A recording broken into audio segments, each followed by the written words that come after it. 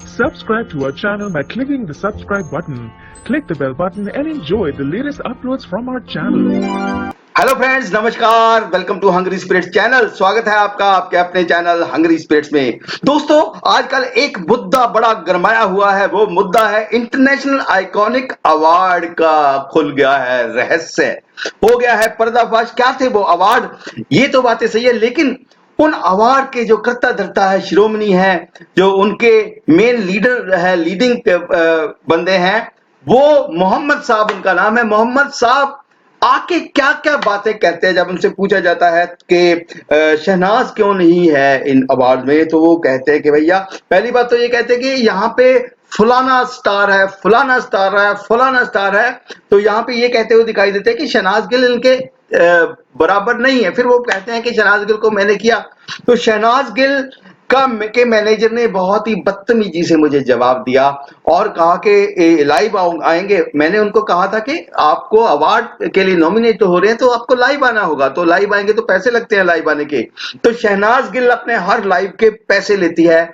तो भैया लेती है तो लेती है, उनका हक बनता है। या इस मुकाम तक पहुंची है तो भैया पैसे कमाने के लिए तो पहुंची है। तो अगर लोग देते हैं तो ही वो पैसे लेती है।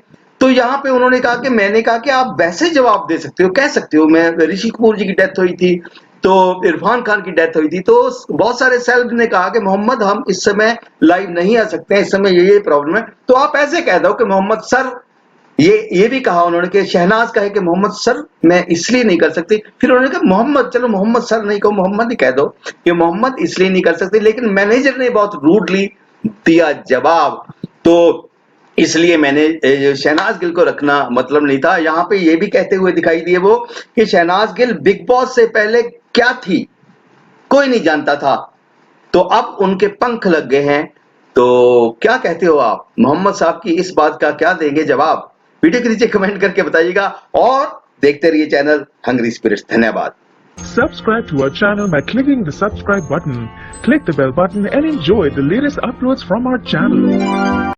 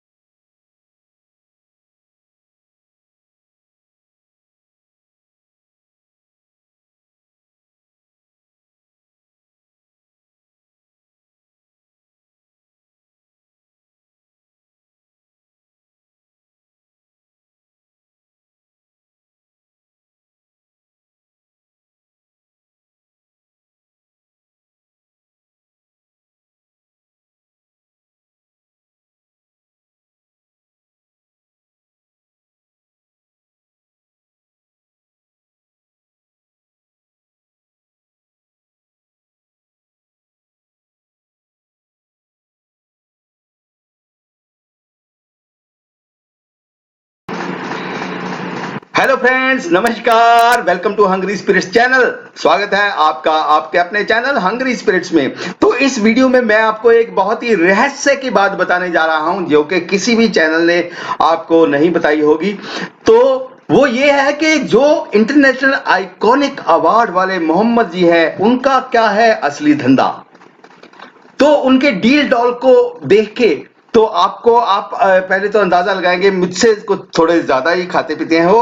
तो वो उन्होंने कि आमतौर पे जो शू मेकर होते हैं, शू मेकर बैठे बैठे पूरा दिन शू बनाते रहते हैं। तो ज्यादातर शू मेकर जो गांव देहात में जाओ तो आप ऐसे ही मेरी तरह मोटे ताजे होते हैं, मुझसे ज्यादा होते हैं, डबल होते हैं। तो काफी मैंने देखा कि जहां तक मुझे याद है कि मेरे गांव में मैक्सिमम शू मेकर जो है ऐसे थे।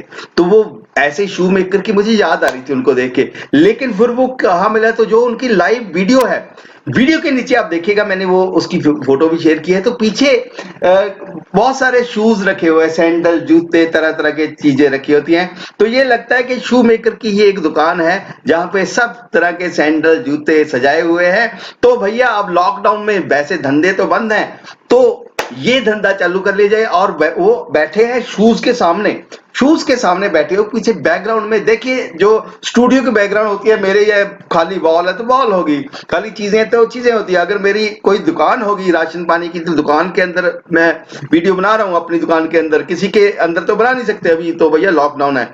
तो पीछे वही चीजें होगी, वही प्रॉपर्टी होगी। तो वो देख के मुझे लगा, मुझे आइडिया आया, तो इसके बारे में और खोज पड़ताल की अभी जरूरत है। तो कि क्या है इनका, भाई साहब का रियल धंधा। तो आप बताइए जरा पता करके, क्योंकि जो फैंस की जो जासूसी दिमाग ज्यादा चलता है। तो वीडियो के नीचे कमेंट कीजिएगा और देखते रहिए चैनल हंग्री स्पिरिट्स। धन्यवाद।